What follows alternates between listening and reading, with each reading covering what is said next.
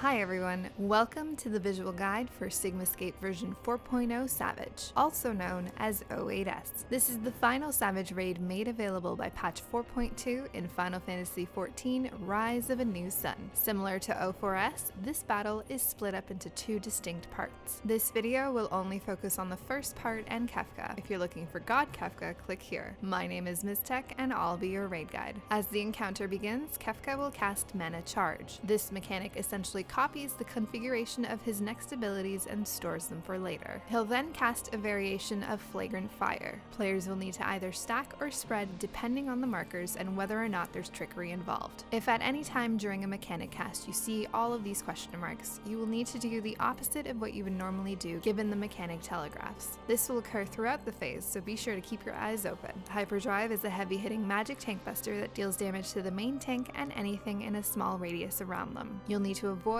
cool down, and heal through this as necessary. Next step is Mana Release. This will cast the same configuration of abilities he charged up earlier, so be ready to react in the exact same manner. Immediately after, Kefka will cast either a real or fake Thrumming Thunder. If it's real, players will stand in the safe zones to avoid it. If it's a trick, players will need to position themselves inside of an intersection of overlapping telegraphs to avoid all parts of the attack. Next step, ULTIMA UPSURGE will deal raid-wide damage. Healers be ready with those shields and heals. Here, Kefka's tower will appear. From this point on, anytime the boss casts GRAVEN image, players will need to expect and react to a combo of mechanics from the tower itself. During a few of these GRAVEN image casts, Kefka cannot be targeted, and it's simply a matter of dancing around the tower mechanics in turn. The first GRAVEN image will spawn a large blue orb near the statue's left hand, and periodically place these AoE circles on the ground beneath players. The blue orb will first target 2 damage dealers with these line AoE attacks, and eventually target the remaining 2 damage dealers. While this attack does not do that much damage, these players can loosely spread around the platform to minimize the amount of overlap. Next step,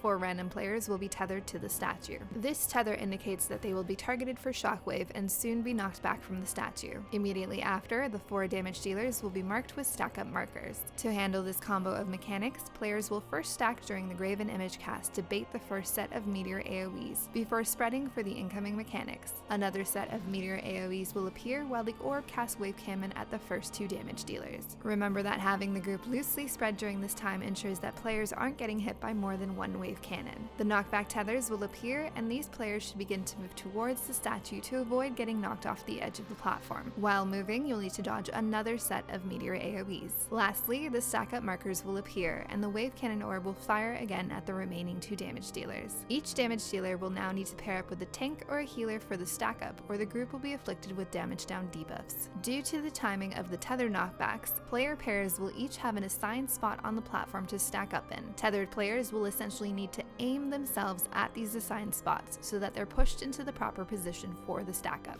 After the knockback, Kefka will create 2 timely teleport circles and teleport somewhere to the outside of the platform. Players will need to be ready to immediately get behind him as soon as the stack damage applies to avoid getting blasted with Revolting Ruin. Use sprint as necessary. Once he reappears, he'll be targetable again and you can resume your assault. Next up, he'll cast Light of Judgment. This is extremely heavy raid-wide damage that you'll need to mitigate as much as possible to survive through. He'll then cast Mana Charge, and the players will need to be ready to recognize and remember the configuration of the next set of mechanics. He'll cast Thrumming Thunder first, and players will need to find the safe zone and react accordingly. Next is Blizzard Blitz. Remember that if you see question marks on any of these attacks, to handle them in the opposite manner. The second GRAVEN image is next. The tower will move to the side and spawn a blue shockwave orb. This orb has a chance of moving to the other side of the platform, so players be ready. Shockwave will knock back players from the side of the orb, and you'll need to pre-position yourself to knock it off the platform. You can also use knockback immunities as you please. Kefka will then cast Mana Release, and as the shockwave hits, you'll see the same configuration of the 2 previous AoE attacks appear at the same time. With these 2 abilities pasted on top of each other,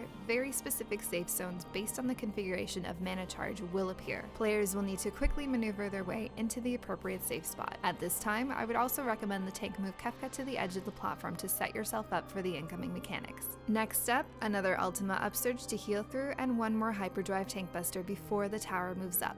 This next Graven image will tether up all players. If you look at the statue, you'll notice that all of the damage dealers will be tethered to either the top left purple connection or the right yellow connection. The tanks and healers will all be tethered to the opposite connection the damage dealers are. The top left tether connection will target its players with gravitas. This ability must be shared with one other player, and it will leave behind a puddle that applies a deadly bleed debuff to anyone standing in it. The yellow tether connection will target its players with vitrofire. This is an AoE attack that must be spread to avoid overlap. To handle this combo, we have each damage dealer pair up with their tank or healer friend and stack in an assigned location. Gravitas will apply first, and then each player will spread a little bit to avoid overlapping vitrofire. Immediately after, the statue will spawn either a large yellow orb on the right or a large purple orb on the left of the platform, indicating that side of the platform will soon be blasted by gravitational wave or intemperate will. All players must avoid this blast as necessary, and after they spread for vitrofire, they'll need to ensure they're on the correct side of the platform to be safe from this attack. Once that blast occurs, each player pair will need to immediately stack back in together for the second gravitas cast. Again, they'll spread to avoid overlap of vitrofire. At the end of all this, Kefka begins to cast Arrow Assault, knocking back all players around him. Once you finish spreading for the last vitrofire, all players will need to make their way behind Kefka to ensure they do not get knocked off the platform. Next, another Light of Judgment to cool down and heal through. He'll then cast Mana Charge again and another Flagrant Fire. Handle this as necessary.